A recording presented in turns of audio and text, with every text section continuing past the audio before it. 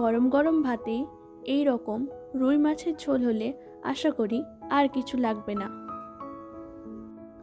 চেষ্টা করেছি রুই মাছের রেসিপিটা একদম সহজ রাখার, যাতে আপনারা খুব সহজে এটা বাড়িতে তৈরি করে নিতে পারেন। আজকে আমাদের রেসিপি রুই মাছের ঝোল। তাহলে এখানে আমরা 1 কেজি রুই মাছ নিয়ে নিচ্ছি। রুই মাছের উপরে লবণ দিয়ে দেব। এরপর এখানে হলুদ গুঁড়ো দিয়ে দিচ্ছি। এরপর রুই মাছটা ভালো করে মাখিয়ে নিতে হবে। মাখিয়ে নেওয়া হয়ে গেলে এটা আমি সাইডে তুলে রেখে দেব। এরপর এখানে আমি পেঁয়াজ নিয়ে নিচ্ছি। পেঁয়াজগুলো আগে থেকে আমি কেটে ধুয়ে রেখে নিয়েছিলাম। এরপর এখানে 3টে পেঁয়াজ আমি পাতলা পাতলা করে কেটে দেব। একটা পাত্রের মধ্যে তুলে রেখে দেব।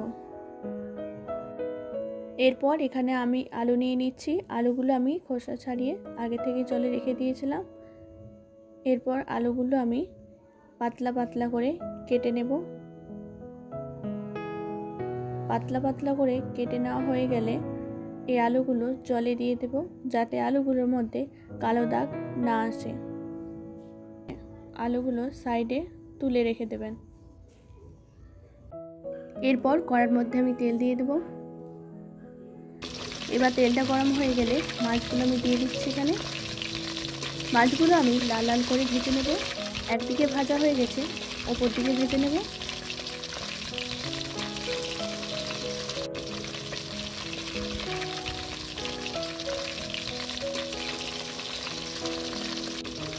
মাছগুলো ভাজা হয়ে গেছে, এরপর আমি তুলে নিচ্ছি মাছগুলো।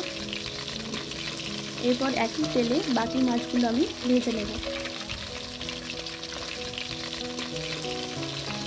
ওপরগুলো ভেজে নেব ভালো করে। এবার মাছগুলো আমি তুলে রেখে দেব। এরপর এখানে মাছের মশলা তৈরি করে নেব। প্রথমে নিচ্ছি রসুন 2টো, তারপর নিচ্ছি 4টে শুকনো লঙ্কা। এরপর এখানে গোটা জিরে নিয়ে নিচ্ছি 1/2 চামচ মতন। এরপর মশলাগুলো ভালো করে বেটে নেব। বাটা হয়ে গেছে, এরপর মশলাটা আমি তুলে নেব। মশলা আমাদের তৈরি। এবার ওই তেলের মধ্যে আমি পেঁয়াজ দিয়ে দেবো। এরপর 2টো তেজপাতা দিয়ে দিচ্ছি। এরপর আমি লবণ দিয়ে দিচ্ছি। এবার ভালো করে পেঁয়াজটা আমাদেরকে ভেজে নিতে হবে। এরপরে আমরা দিয়ে দেবো এখানে 1/2 চামচ কালো জিরে। পেঁয়াজটা যখন দেখবেন এরকম ভাজা হয়ে গেছে হালকা, তখন এর মধ্যে দিয়ে দেবেন মশলাটা। মশলাটা দিয়ে ভালো করে নেড়ে ভেজে নিতে হবে।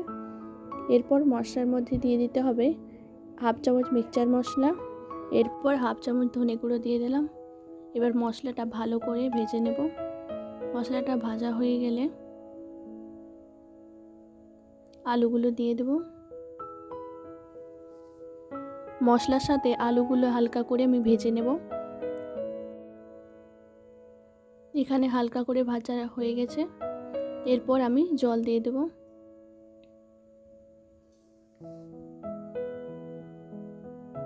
আলুগুলো সেদ্ধ করে নেব।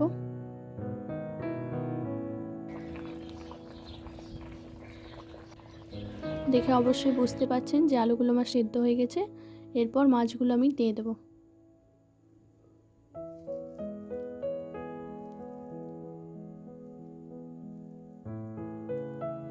মাছগুলো দিয়ে দেবেন। মাছগুলো দিয়ে দেওয়ার পর 3 থেকে 4 মিনিট ফুটিয়ে নেবেন।